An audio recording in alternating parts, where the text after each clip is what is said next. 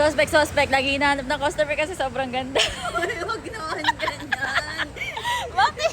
Nakakaya. Suspect. Lagi na papagkamalang may-ari ng Go Gadgets kasi laging nasangaba ka.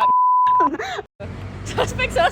Sobrang rich kid kasi ang daming parcel. Suspect.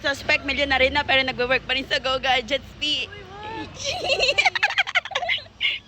Suspect. Lagi binibigyan ng mga chocolate ng customer.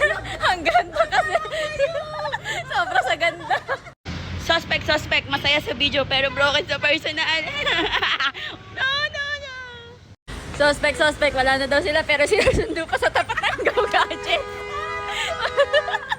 Suspect. Laging late pero nagagawa pang magtimpla ng kape. Kumain ng almusal. Suspect. Nalilate din naman. Nakala mo talaga. Suspect.